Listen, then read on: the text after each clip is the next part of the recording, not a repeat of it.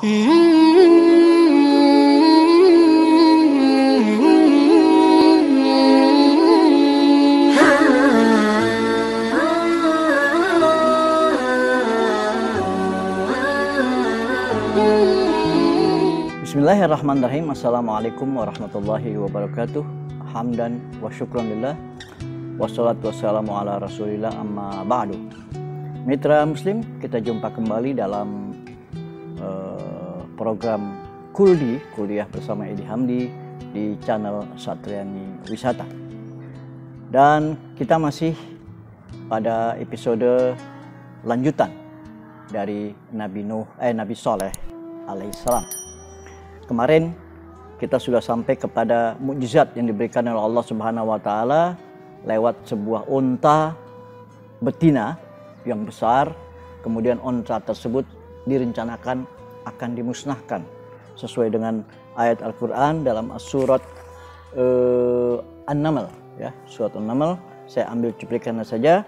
Wa kana fil madinati tis'atu rahtin yufsiduna fil ardi wala yuslihun. Jadi Al-Quran menjelaskan dalam surat An-Naml ada 9 orang yang memprovokasi, yang melakukan rapat, yang dipimpin. Di sini disebutkan dipimpin oleh seorang yang bernama Qadir, ya. Disebutkan namanya Qadar, bukan Qadir ya. Qadar bin Salif memprovokasi umatnya dan memprovokasi ke-9 orang tersebut untuk membunuh unta betina, yaitu mukjizatnya Nabi Soleh alaihissalam. Apa yang dilakukan? Sebenarnya provokasi ini datangnya bukan dari Qadir sendiri atau dari Qadar sendiri, tetapi ternyata dari 2 wanita ya. Dalam riwayat saya baca ada 2 wanita yang memprovokasi agar Qadar dapat membunuh, memusnahkan mukjizat daripada Nabi Soleh itu sendiri. Akhirnya kesepakatan mereka, maka dengan menggunakan panah, ya, menggunakan panah, ada yang mengatakan dengan pedang, dibunuhlah, dimusnahkanlah mukjizat daripada Nabi Soleh, yaitu unta betina tersebut. Setelah dipanah kakinya, kemudian dicincang dan seterusnya, dan mereka menghadap kepada Nabi Soleh alaihissalam mengatakan, kami telah dapat memusnahkan mukjizat yang kau berikan kepada kami, dan kami sudah tidak percaya lagi. Kenapa? Kami membunuh dan nggak terjadi apa-apa pada kami. Itu kata kaumnya.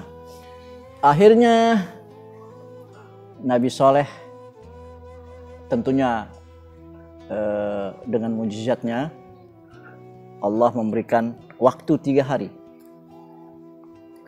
Memberikan waktu 3 hari untuk diazab kaum Nabi Soleh itu sendiri. Apa bentuk azabnya? Dalam riwayat Nabi Soleh memberikan waktu 3 hari kepada kaumnya setelah membunuh unta tersebut. Untanya sudah mati. Ada yang mengatakan anaknya itu lari ke atas gunung, ya. Karena kenapa? Saya lupa menceritakan bahwa kaum Nabi Soleh ini, sebelum kita bicara tentang azab yang akan ditimpakan oleh kaum Nabi Soleh yaitu Samud. Kalau Nabi Hud itu merupakan nabi yang punya imajinasi tinggi, di mana kaum Nabi Hud dan tentunya Nabi Hud sendiri dapat membangun irigasi, kemudian membangun rumah-rumah di atas gunung. Nabi Soleh lebih hebat lagi. Dia justru tinggal di Hijr. Kalau teman-teman pernah ke Mekah, Madinah atau umroh, di sana ada sebuah kota yang disebut atau daerah disebut Al-Hijr. Al-Hijr kebetulan ada juga dalam surat Al-Hijr ya. Al-Hijr itu adalah kawasan daerah antara Madinah dengan Tabuk atau ke Yordan. Jadi arah menuju ke Yordan itu akan lewat namanya kawasan Hijr. Dari Madinah kurang lebih 380 km ya, kurang lebih 3 jam lah bisa sampai ke tempat tersebut. Nah, kehebatan mereka adalah bisa gunung-gunung itu bisa dipahat, bisa dijadikan rumah-rumah. Bahkan kalau saya baca di beberapa riwayat, hampir ada 187 gunung dipahat dijadikan bangunan-bangunan untuk mereka. Bahkan dijadikan untuk kuburan-kuburan mereka. Jadi begitu hebatnya kaum Nabi Soleh alaihissalam, bukan saja dihijr di daerah Ula atau Ala disebutnya, tapi luas sekali. Hanya sayangnya tentunya pemerintah Saudi Arabia, kita tahu, tidak seperti negara-negara lain yang memproyeksikan, memberikan fasilitas turisme untuk melakukan hal tersebut. Karena tentu aliran dari orang Saudi, kita tahu, Wahabi, tidak mencintai hal-hal semacam itu. Tidak seperti di Yaman atau di Mesir atau di Palestina, peninggalan-peninggalan lama masih dipelihara, atau di Yordan. Tapi justru Al-Hijr ini tidak begitu diperhatikan. Konon pada akhir-akhir ini, 2 tahun 3 tahun belakangan ini, Saudi Arabia mulai menggalakkan turisme sehingga mencoba untuk memberikan ruang kepada masyarakat yang datang ke sana untuk ziarah atau melihat peninggalan daripada Nabi Soleh alaihissalam.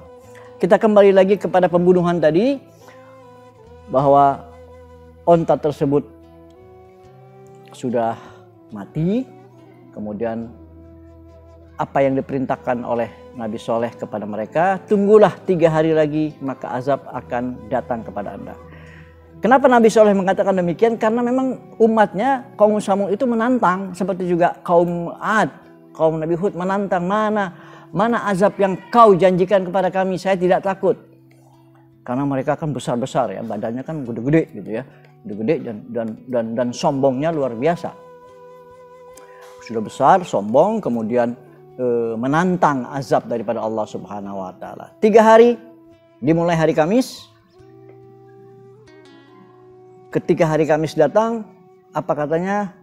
Fasfarrat wujuhum, jadi wajah mereka itu, wajah umatnya jadi kuning.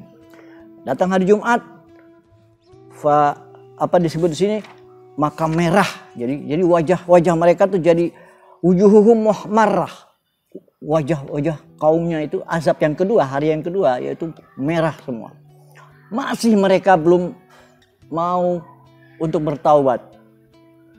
Hari ketiga, hari Sabtu, waswaddat wujuhum, hitam semua wajah-wajah mereka. Jadi hari pertama kuning, kemudian merah, warnanya sudah berubah, kemudian hitam. Dan pada hari Minggu pagi, datanglah azab Allah Subhanahu wa taala berupa soihah. Soihah itu semacam suara yang bising sekali. Bisa dikatakan seperti geledek yang berturut-turut datangnya, sehingga musnahlah seluruh kaum Samud yang kafir, yang tidak beriman kepada Allah Subhanahu wa taala. Itulah azab Allah Subhanahu wa taala kepada kaum Samud, walaupun mukjizat sudah diberikan kepada Nabi Soleh alaihissalam, tetapi mereka tetap ingkar. Mitra Muslim, ada dalam suatu riwayat bahwa Rasulullah SAW beserta kaumnya, ya beserta umat Muslim pada saat terjadi perang Tabuk, ya perang Tabuk, Rasulullah berjalan bersama sahabat-sahabatnya dan mampir di Hijr, atau yang lebih dikenal sekarang ini adalah Madain Soleh ya, Madain Soleh. Mampir di sana, kemudian mereka memasak makanan, yaitu makanan mereka roti tentunya, kemudian ada sebagian mereka minum. Rasulullah melarang dan meminta untuk jangan kau makan makanan yang walaupun sudah sedang masak, bahkan melarang untuk meminum air yang ada dalam sumur tersebut. Sehingga riwayat ini mengatakan bahwa memang Rasulullah telah melarang kita untuk tidak dapat atau tidak bisa atau jangan mampir ke tempat tersebut. Itu suatu riwayat. Wallahu a'lam bishawab. Tapi itu dalam sebuah hadis dikatakan apabila kamu berjalan di sekitar itu, di Madain Soleh, maka harus segera bercepat karena takut nanti azab yang telah ditimpakan oleh Nabi Soleh alaihissalam. Ada yang menarik lagi, ada riwayat azab yang diberikan oleh kaum Nabi Soleh itu tidak terkecuali. Ya, jadi ada satu kaum Samud yang kebetulan ketika peristiwa itu terjadi itu sedang berada di Mekah. Katanya dalam riwayat ini berada di Ka'bah. Ya, tentunya beribadah dengan cara mereka, tetapi dia kafir. Walaupun ibadah dia kafir, dan azab ini tidak ditimpakan kepada orang tersebut. Ya. Tapi justru ketika keluar dari Mekah, dari tanah suci, tanah haram, mati juga kena azab. Artinya apa? Allah betul-betul memelihara tanah haram, tanah suci daripada kota Mekah Al-Mukarramah. Ini suatu riwayat.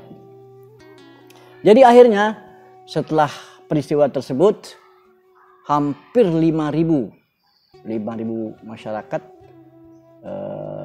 5.000 kaum Samud binasa.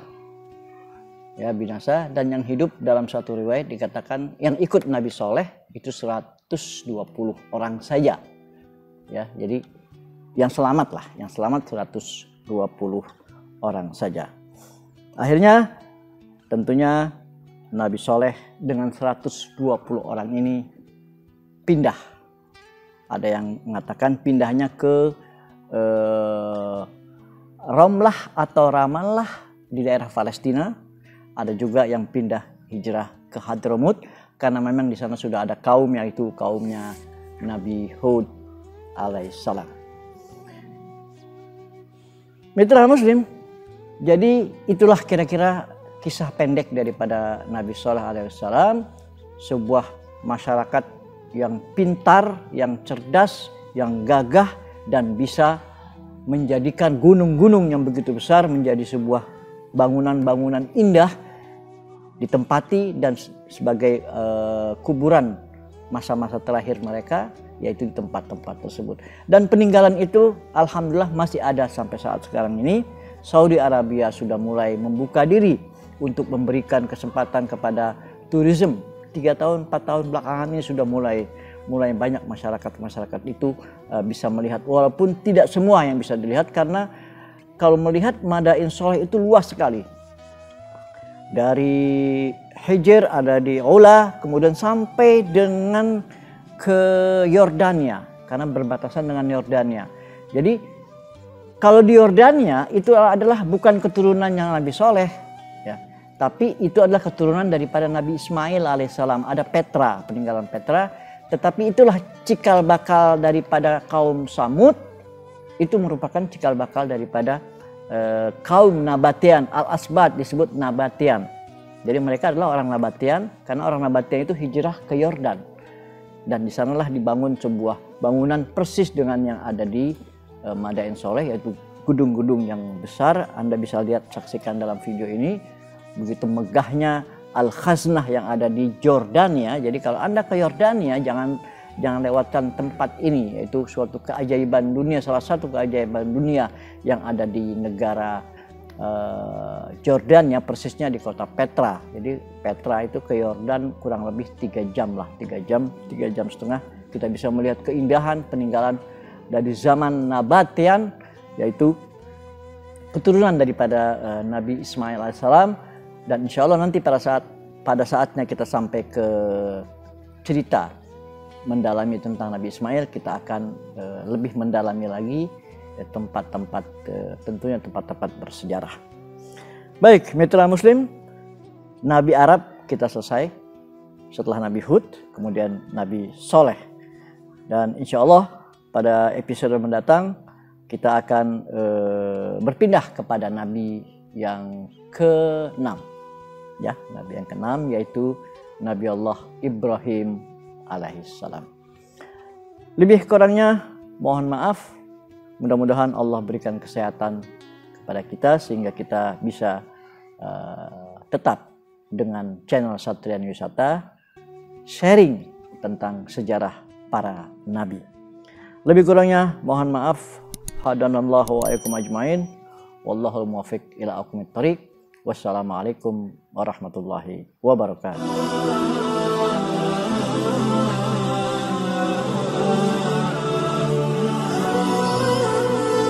Assalamualaikum warahmatullahi wabarakatuh. Buat teman-teman yang pengen tahu soal sejarah Islam, bagaimana sejarah Nabi, latar belakang Nabi, silakan pantengin YouTube-nya Catriani TV. Situ teman-teman akan mendapatkan informasi tentang sejarah Islam dan nabi-nabi dari Ustadz Edi Hamdi. Jangan lupa nonton ya.